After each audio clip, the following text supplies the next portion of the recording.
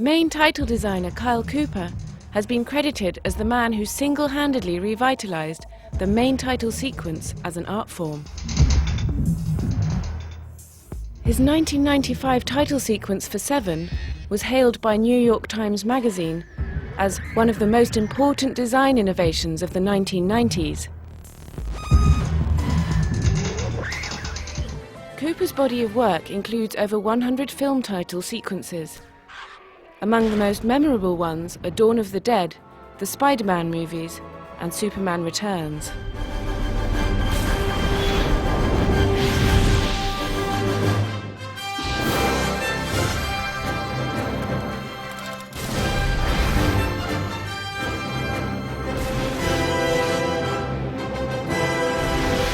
What I think makes a great title is the fact that it dovetails seamlessly into the film proper. A great title sequence sets an expectation. You're in the theater and you see this sequence and you forget about everything else and you don't want to be anywhere else but right here at this moment, and it gets you excited.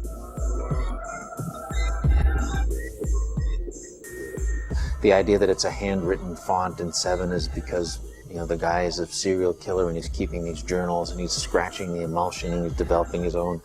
We want it to be like he's developing his own optical in the bathtub where he's writing on the film and it's all, jumpy. And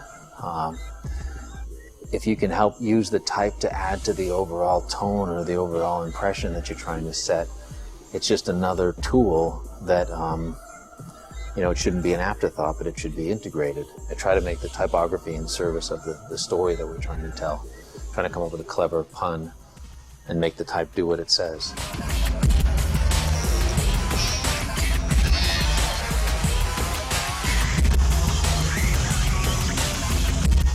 Somebody does something and it reminds people of what the potentialities are in a particular field, and that's what people have said to me about Seven, is that they saw that and it made them want to be a title designer, or they saw that and it made them want to do motion graphics, or it made them want to be a graphic designer.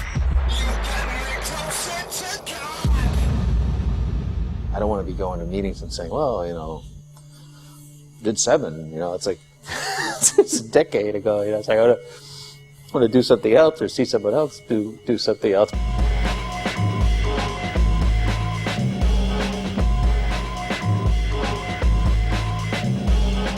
I like to study things. I like to look at cells, and I like to look at, teeth and bones and skin and just macro kinds of details of things that you don't ordinarily observe.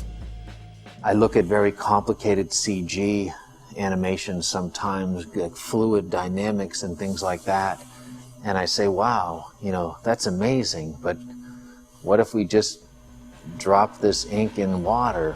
The same kind of thing happens. Or you're looking at all these fractal animations and I say, wow, but what if we just shoot through a piece of broken glass? I like finding the handmade things. There's something imperfect about it.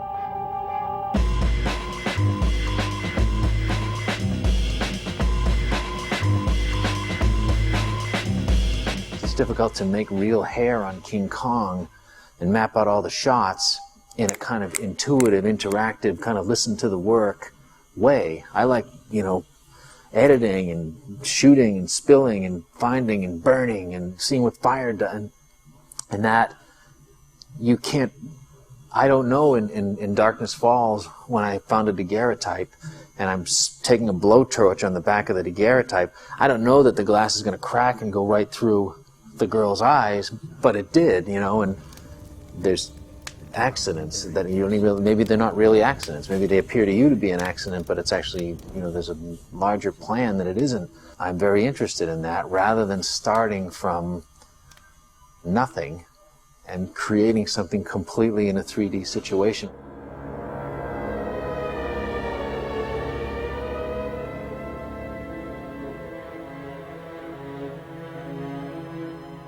I'm not like some old-fashioned guy that's saying, only shoot on film and don't do anything digitally. I'm simply saying that I enjoy looking at stuff that's already there, and I'm very happy to take a live action shoot of a plant and create a sky entirely digitally and put the two things together. It's just another arrow in your quiver.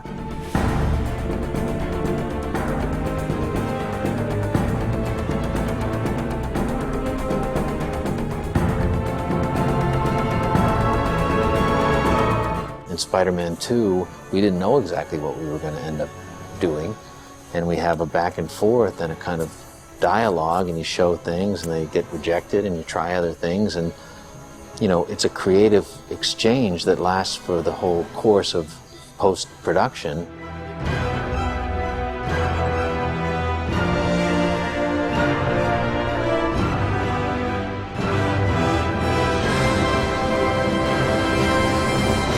I've wasted money trying to do something in a live action situation when I should have just done a composite. You know, it's like shoot the guy against green screen, go out and shoot the plate. You don't try to get the real guy. I mean, yeah, it facilitates. It's much more economical because you can put a building in where there was no building, and you can take out a building and you can do that stuff, and it's much more, you have all these assets that are much more malleable